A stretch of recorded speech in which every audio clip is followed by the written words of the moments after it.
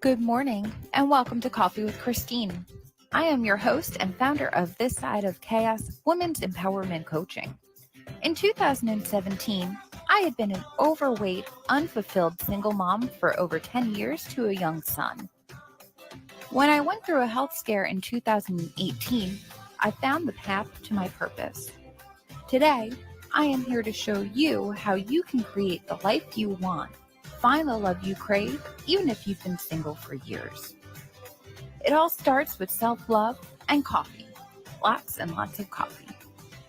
Let's get started with today's daily dose of love and caffeination.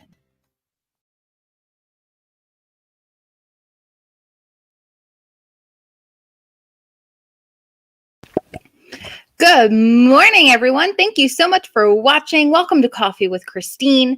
I am the host and founder of This Side of Chaos Coaching. I am a woman's empowerment coach. I am here to empower you to find the confidence that you need to live the life that you crave. So today and this whole week, I've been going over into the book that helped me shape my journey, shape my course of action here as a coach.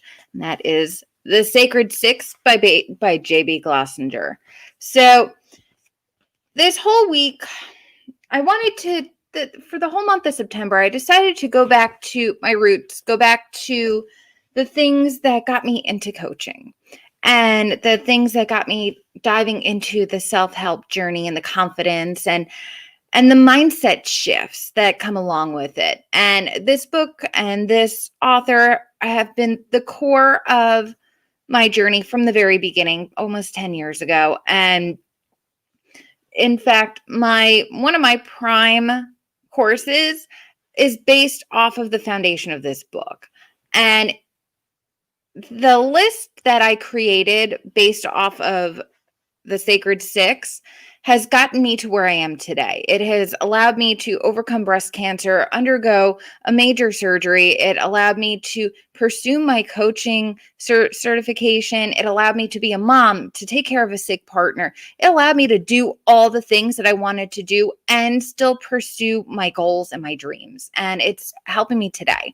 So as when we wrap up today, I'm going to drop the link to that course that I developed, and I'm excited for it, guys. So today, The Sacred Six, J.B. Glossinger, we're going to be looking at page 42. If you guys have the book, you can follow along. If not, I'm just going to read you this excerpt because this is all about your why, your mission, the reason why you do what you do. And I think that this is such a profound excerpt from the book that I'm going to share it with you guys today, okay? So diving on in, page 42, your why. Why is one of the most important questions you can ask yourself. When you discover your whys in life, you uncover your mission and your true motivation. For most people, not knowing their mission is the biggest source of misalignment in their lives, and it causes a lot of discomfort. There's one word that can help you with this struggle. Why? To leave the ego and go deeper to find the source of your passion. The question to ask yourself is, why do I want to do what I tell myself I want to do? I consider it the defining question of the Sacred Six process.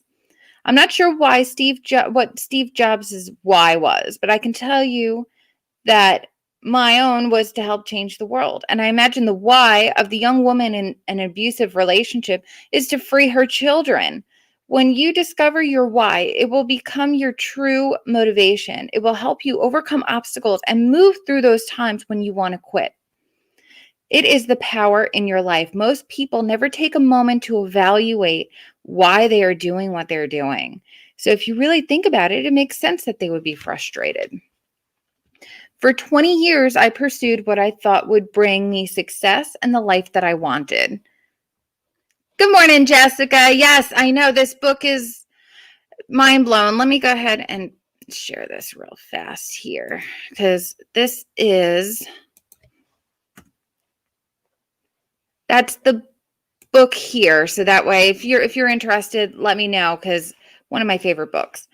The reason or where was I? It wasn't until that day when traffic made me slow down to take a detour off the highway that I stopped focusing in the minutia my mind kept throwing at me and began to find my authentic self. Was it easy and pain-free to move in the direction of what I really wanted to do? No. The financial pain was acute. However, I would not be writing this if I had not taken the risk to change my life. Knowing that I was going into the right direction kept me on track. That is the one reason it is so important to have a mission. It can sustain you through those times when you think that nothing is working and you're ready to give up. The importance of a mission isn't just to keep moving you forward, it also reminds you of what you're moving towards. This is where the confusion lies for most people. Time after time, I see them starting down a path only to realize that it's a dead end or it doesn't lead to where they want to go. For years, I thought the road to happiness was paved with education. I had no idea that my education and career were taking me to a place of misery.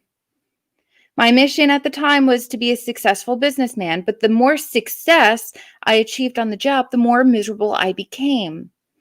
When I started coaching people and asked what they are going after, the answer I get the most often is a list of material goals. So when we start breaking down each goal with that simple question, why? One of the main reasons people come to me for help is because they are not happy. They want more in their lives, but they lack the energy or motivation. It's hard to have a more rewarding life if your focus is not where it needs to be.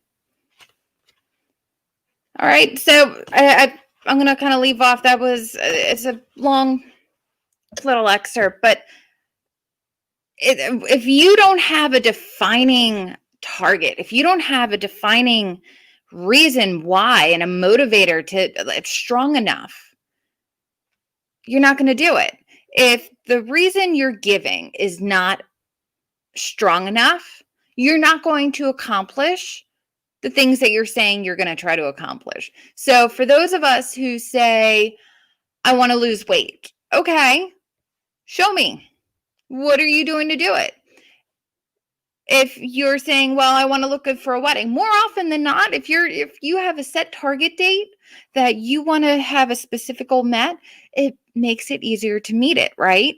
But if I want to look good, I want to look good in my clothes, there's no end target. There's no really super solid motivator, except if you go to the doctor and the doctor tells you, hey, you're on the verge of having diabetes. Ooh, your why just got a little bit more significant, didn't it?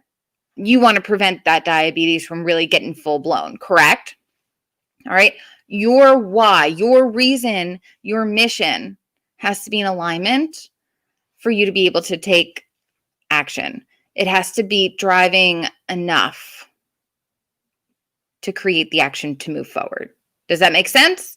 So I hope that you guys, kind of take that for what it is. But if your reasoning behind what you're trying to accomplish isn't strong enough, you're not going to get to where you want to be. That's where my list, based off of this, JB goes into a whole way of setting up a list and setting up your values, setting up everything to be able to get focused. Now, I discovered when I was doing this based on his list that it didn't quite, there was a lot of room and a lot of flexibility, which is cool. But there were so many different areas of my life that if I were focusing in this one area, I would be neglecting other things. So what I did personally was I created a list that I fill every day, and it specifies the spiritual side of myself, my relationships, my home, like the chores and everything that I need to do in my chores, what I have to do at work, what I have to do for my business, what I have to do for my son. So it breaks it all down. So that way, even if I don't accomplish one thing on that list, I'm still working towards any of my goals on any given day. And it's the list that helped me keep my shit together, guys, when the world was falling apart. Diagnosis of breast cancer. I was able to still pursue what I needed to do, even while undergoing treatment for that. I was able to pursue my coaching certification. Even though my partner was sick, I was taking care of 2 homes. I was taking care of a sick dog and my son and my partner all at the same time. How do you do that? By keeping your shit together and having your priorities straight, knowing what needs to get done, having a visual to walk you through where you need to go, how you need to accomplish it, and having it all in one place. So I'm going to go ahead and post the link. My Sacred Life list is my baby. It's what got me through the toughest times that I've personally gone through. And it's based on this book. It's based on the resources that were offered in this book. So I'm going to drop the link. I'd love to have you guys check it out. And it is what it is. This list can change everything for you. It helped me.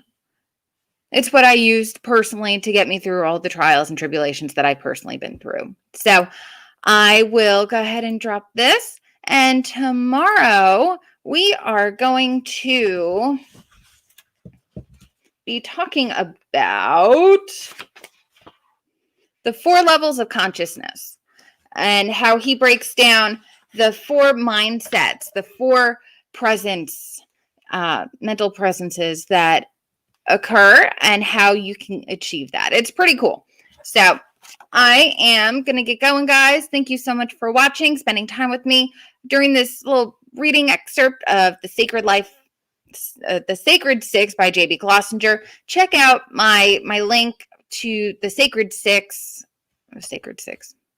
my Sacred Life List method. That is the list that helped me get through everything over the last couple of years. It'll help you get your shit together too. I promise. If you guys have questions, let me know. Drop them in the comments. I'll be happy to answer. And I am going to get out of here and finish my coffee. In my cup is Starbucks Veranda with oat milk, vanilla oat milk. And in my out of bed and full steam ahead Mickey cup, because you know what? I needed it today. All right, guys. Thanks so much for watching. I will catch you guys later.